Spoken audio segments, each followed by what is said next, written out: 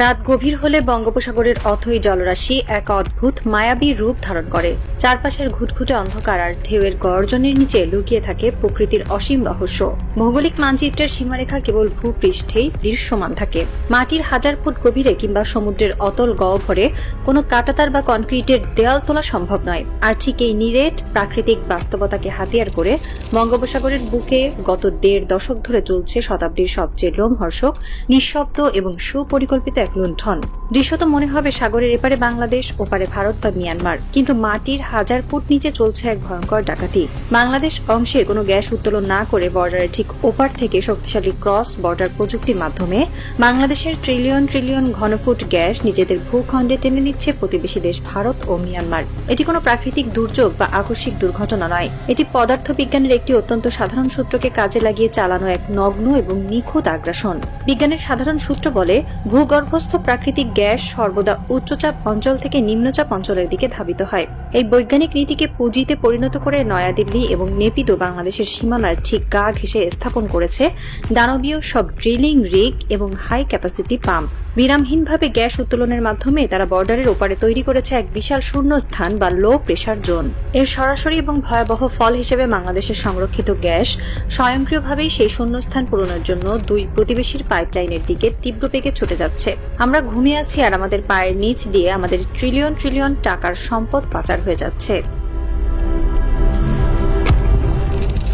প্রকৃতির স্বাভাবিক নিয়মের আড়ালে চালানো এই বৈজ্ঞানিক ডাকাতির সাথে ইতিহাসের একটি ভয়ঙ্কর অধ্যায়ের সরাসরি মিল পাওয়া যায়।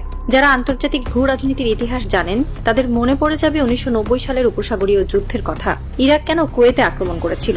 অনেকেই অনেক কথা বলেন, কিন্তু মূল কারণটি ঠিক ছিল এই বঙ্গোপসাগরের ঘটনার মতোই একটি নীরব চুরি।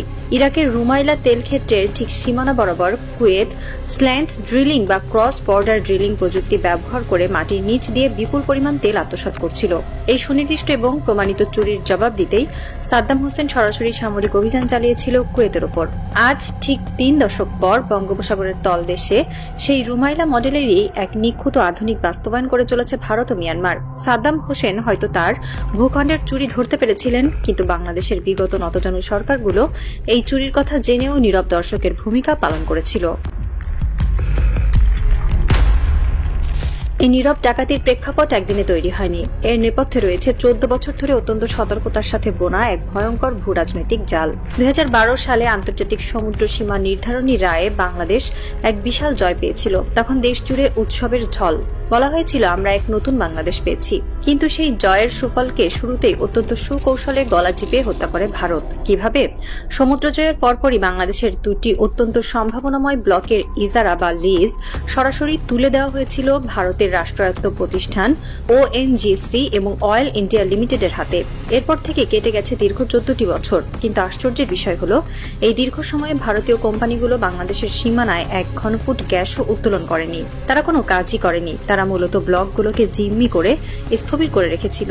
এই স্থবিরতা কোনো প্রযুক্তিগত সীমাবদ্ধতা ছিল না। এটি ছিল নয়াদিল্লির সাউথ ব্লকের একটি সুনির্দিষ্ট এবং পৈশাচিক ব্লুপ্রিন্ট। তাদের মূল লক্ষ্য ছিল বাংলাদেশের গ্যাস ক্ষেত্রগুলোকে অকেজো করে ফেলে রাখা, যাতে বর্ডারের ওপাশ থেকে তারা বিনা বাধায় বাংলাদেশের সম্পূর্ণ রিজার্ভ নিজেদের সীমানায় টেনে নিতে পারে। আমরা যদি আমাদের পাশ থেকে পাম্প করতাম তবে গ্যাসের স্থানান্তর হতো না। ভারত আমাদের পাম্পিং বন্ধ রেখে নিজেদের দিক থেকে পুরো ভ্যাকুয়াম ক্লিনার চালিয়ে দিয়েছিল। এই ষড়যন্ত্রের সবচেয়ে নগ্ন প্রমাণ পাওয়া যায় ভারতের নিজস্ব কার্যক্রমের দিকে তাকালে। বাংলাদেশের ব্লকগুলোতে যখন তারা কাজ ফেলে রেখেছে, তখন ঠিক একই সময়ে নিজেদের কৃষ্ণা গোদাবরী বেসিন থেকে মোদী প্রশাসন প্রতি বছর 400 বিলিয়ন ঘনফুট গ্যাস তুলে নিচ্ছে। এখানেই শেষ নয়, সমুদ্র মন্থন নামক এক মেগা প্রকল্পের অধীনে ব্ল্যাক ফোর্জ ডলফিন রিগ ব্যবহার করে গভীর সমুদ্রে একের পর এক বিশাল গ্যাস ক্ষেত্র আবিষ্কার করে চলেছে ভারতীয় কোম্পানিগুলো। অর্থাৎ নিজেদের সমুদ্র সীমায় তারা সম্পদের পাহাড় গড়ছে আর বন্ধুত্বের মুখোশ পরে বাংলাদেশের সমুদ্র সীমাকে সম্পূর্ণ পরিকল্পিতভাবে এক গ্যাসহীন মরুভূমিতে পরিণত করছে। এই চক্রান্তের সাথে যুক্ত হয়েছিল আন্তর্জাতিক এনার্জি জায়ান্টদের সন্দেহজনক আচরণ। 1953 সাল থেকে শুরু করে 2024 সাল পর্যন্ত বাংলাদেশের অন্তত 6 থেকে 7টি দরপত্র বা টেন্ডার সম্পূর্ণ রহস্যময় কারণে ভেঙে গেছে। আমেরিকা আমেরিকান বহুজাতিক কোম্পানি কনকোফিলিপস গ্যাসের মূল্য নির্ধারণ নিয়ে অযৌক্তিক টালবাহানা করে চুক্তির মাঝপথ থেকে সরে দাঁড়ায়। একইভাবে দক্ষিণ কোরিয়ার পস্কো দায়ু প্রতিশ্রুতি ভঙ্গ করে পাততাড়ি গুটায়। প্রতি ঘটনার দৃশ্যমান কারণ হয়তো ভিন্ন মনে হয়েছে, কিন্তু চূড়ান্ত ফলাফল ছিল একটাই: বাংলাদেশকে জ্বালানি শূন্য করে রাখা এবং বিদেশি শক্তির উপর নির্ভরশীল করে তোলা। এই চরম ব্যর্থতা এবং ভূ রাজনৈতিক ফাঁদে পড়ার খেসারত আজ দিতে হচ্ছে দেশের 18 কোটি মানুষকে। নিজেদের গ্যাস তুলতে না পারার কারণে বাংলাদেশকে প্রতি বছর আন্তর্জাতিক বাজার থেকে বিপুল দামে এলএনজি বা তরলীকৃত গ্যাস কিনতে হচ্ছে। শুধুমাত্র এই এলএনজি আমদানির পেছনে প্রতি বছর দেশের কোষাগার থেকে বেরিয়ে যাচ্ছে প্রায় 60,000 কোটি টাকা। 60,000 কোটি টাকা, যে অর্থ দিয়ে দেশের পুরো অবকাঠামোগত চেহারা বদলে দেওয়া যেত, যে অর্থ দিয়ে শত শত হাসপাতাল, বিশ্ববিদ্যালয় আর মেগা প্রজেক্ট তৈরি করা যেত, সেই অর্থ কেবল নতজানু নীতি এবং নয়াদিল্লির পাতা পাদে পা দেওয়ার কারণে হাওয়ায় মিলিয়ে যাচ্ছে। এই বিশাল অঙ্কের অর্থ পাচারের ফলে দেশের বৃহৎ শিল্প কারখানাগুলো আজ ধুঁকছে। নিরবিচ্ছিন্ন জ্বালানির অভাবে ব্যাহত হচ্ছে উৎপাদন। গার্মেন্টস, স্টিল, সিমেন্ট থেকে শুরু করে সব খাতেই গ্যাসের হাহাকার, আর তার সরাসরি প্রভাব পড়ছে সাধারণ মানুষের প্রত্যাহিক জীবনে। বিদ্যুতের লোডশেডিং, কারখানার ছাঁটাই আর জিনিসপত্রের দাম বৃদ্ধি, সবকিছুর পেছনে লুকিয়ে আছে সমুদ্রের তলদেশের ওই 14 বছরের চুরি। জ্বালানি খাতের এই দাসত্ব এবং কর্পোরেট মাফিয়াদের জিম্মি দশা থেকে কিভাবে বের হতে হয় তার সবচেয়ে বড় এবং আপোষহীন উদাহরণ হল ইরান। পশ্চিমা বিশ্বের রক্তচক্ষু এবং দশকের পর দশক ধরে চলা ভয়ঙ্কর সব অর্থনৈতিক নিষেধাজ্ঞাকে তেহরান যেভাবে চূর্ণ বিচূর্ণ করেছে তা গোটা বিশ্বের জন্য এক চরম শিক্ষা। ইরান কখনোই তাদের জাতীয় সম্পদ এবং জ্বালানি খাতকে কোনো বিদেশি পরাশক্তি বা কর্পোরেট মাফিয়াদের হাতে তুলে দেয়নি। শত বাধা সত্ত্বেও তারা নিজস্ব প্রযুক্তি উদ্ভাবন করেছে এবং যে কোনো মূল্যে নিজেদের সম্পদের সার্বভৌমত্ব রক্ষা করেছে। আন্তর্জাতিক মহলের হাজারো হুমকির মুখেও ইরান প্রমাণ করেছে, সদিচ্ছা এবং রাষ্ট্র কাঠামোতে দেশপ্রেম থাকলে মাটির নিচের সম্পদ রক্ষায় কারো দয়া দাক্ষিণ্যের প্রয়োজন হয় না। ঠিক এই ইরানি মডেলের সফল এবং আগ্রাসী প্রয়োগ ঘটিয়েছে বঙ্গোপসাগরের আরেক পারের দেশ মিয়ানমার। সামরিক অভ্যুত্থানের পর পশ্চিমা বিশ্ব যখন নেপিদোর উপর কড়া নিষেধাজ্ঞা আরোপ করে এবং শেভরন বা টোটাল এনার্জির মতো আমেরিকান ও ইউরোপীয় কোম্পানিগুলো পাততাড়ি গুটিয়ে পালায়, তখন মিয়ানমার সরকার বিন্দুমাত্র বিচলিত হননি। তারা পশ্চিমা হুমকিতে মাথা নত না করে অত্যন্ত সাহসিকতার সাথে সরাসরি হাত মেলায় চীনের সাথে। জ্বালানি খাতের এই দাসত্ব এবং কর্পোরেট মাফিয়াদের জিম্মি দশা থেকে কিভাবে বের হতে হয় তার সবচেয়ে বড় এবং আপোষহীন উদাহরণ হল ইরান। পশ্চিমা বিশ্বের রক্তচক্ষু এবং দশকের পর দশক ধরে চলা ভয়ঙ্কর সব অর্থনৈতিক নিষেধাজ্ঞাকে তেহরান যেভাবে চূর্ণ বিচূর্ণ করেছে তা গোটা বিশ্বের জন্য এক চরম শিক্ষা। ইরান কখনোই তাদের জাতীয় সম্পদ এবং জ্বালানি খাতকে কোনো বিদেশি পরাশক্তি বা কর্পোরেট মাফিয়াদের হাতে তুলে দেয়নি। শত বাধা সত্ত্বেও তারা নিজস্ব প্রযুক্তি উদ্ভাবন করেছে এবং যে কোনো মূল্যে নিজেদের সম্পদের সার্বভৌমত্ব রক্ষা করেছে। আন্তর্জাতিক মহলের হাজারো হুমকির মুখেও ইরান প্রমাণ করেছে, সদিচ্ছা এবং রাষ্ট্র কাঠামোতে দেশপ্রেম থাকলে মাটির নিচের সম্পদ রক্ষায় কারো দয়া দাক্ষিণ্যের প্রয়োজন হয় না। ঠিক এই ইরানি মডেলের সফল এবং আগ্রাসী প্রয়োগ ঘটিয়েছে বঙ্গোপসাগরের আরেক পারের দেশ মিয়ানমার। সামরিক অভ্যুত্থানের পর পশ্চিমা বিশ্ব যখন নেপিদোর উপর কড়া নিষেধাজ্ঞা আরোপ করে এবং শেভরন বা টোটাল এনার্জির মতো আমেরিকান ও ইউরোপীয় কোম্পানিগুলো পাততাড়ি গুটিয়ে পালায়, তখন মিয়ানমার সরকার বিন্দুমাত্র বিচলিত হননি। তারা পশ্চিমা হুমকিতে মাথা নত না করে অত্যন্ত সাহসিকতার সাথে সরাসরি হাত মেলায় চীনের সাথে। বেইজিং এর বিশ্ববিখ্যাত জ্বালানি কোম্পানি সিএনওওসি এবং সিএনপিসির অত্যাধুনিক প্রযুক্তি ব্যবহার করে মিয়ানমার পুরো বঙ্গোপসাগরের ভূ রাজনৈতিক হিসাব নিকাশ উল্টে দেয়। চীনা প্রযুক্তির এই সরাসরি উপস্থিতির ফলাফল রীতিমতো অবিশ্বাস্য। 2026 সালের জুনের মধ্যে মিয়ানমার তানিনথারি গভীর সমুদ্র ব্লকে 95 টিসিএফ এবং আতাবাই উপকূলে 14 টিসিএফ সহ মোট 109 ট্রিলিয়ন ঘনফুট নতুন গ্যাসের সন্ধান নিশ্চিত করার ঘোষণা দিয়েছে। এছাড়া তাদের পুরনো গ্যাস ফিল্ড থেকে প্রতি বছর 200 বিলিয়ন ঘনফুট গ্যাস তারা নিয়মিত তুলে নিচ্ছে। মিয়ানমারের এই আগ্রাসী সাফল্য প্রমাণ করে, পরাশক্তির হুমকিতে গুটিয়ে না থেকে সঠিক এবং শক্তিশালী মিত্র নির্বাচন করতে পারলে সমুদ্রের বুক চিরে ট্রিলিয়ন ট্রিলিয়ন টাকার সম্পদ নিজেদের ঘরে তোলা সম্ভব। 2024 সালের আগস্ট মাসের পট পরিবর্তনের পর পরিস্থিতি আরো ঘোলাটে রূপ নেয়।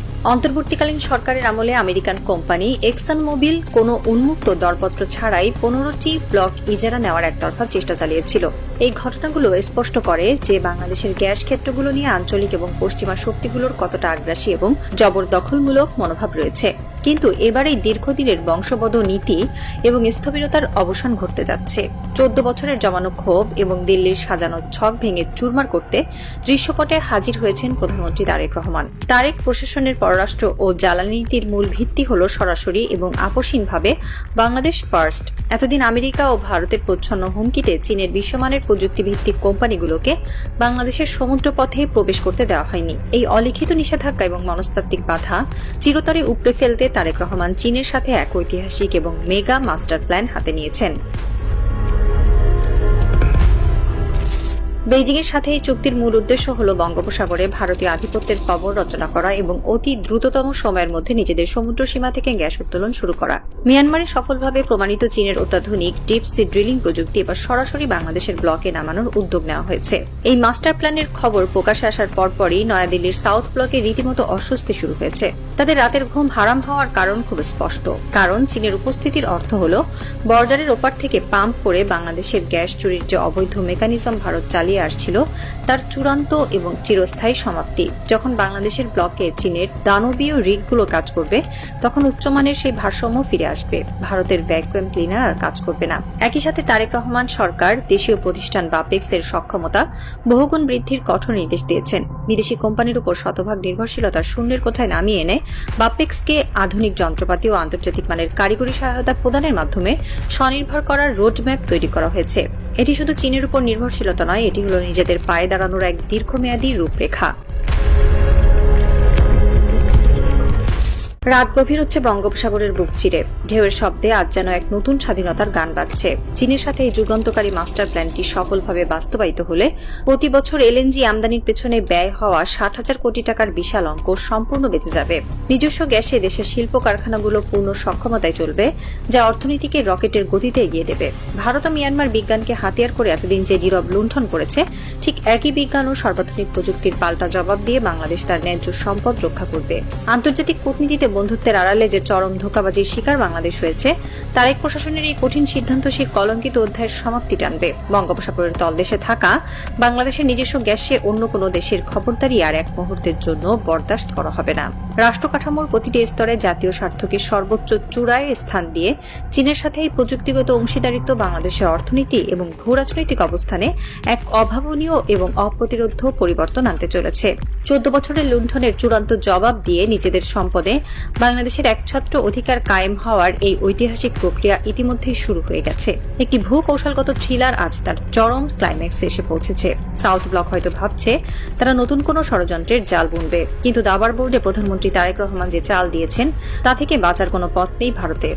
বঙ্গোপসাগরের নিচে এখন আর কোনো শূন্যস্থান নেই, সেখানে এখন জমছে এক প্রবল চাপের টাইম বোমা। যেদিন বাংলাদেশের ব্লকে প্রথম ড্রিলিং রিগটি গর্জে উঠবে, সেদিন শুধু গ্যাসের সন্ধানই মিলবে না, সেদিন সাউথ ব্লকের মেকি আধিপত্যের কফিনটিও চিরতরে সাগরের অতল গহ্বরে তলিয়ে যাবে।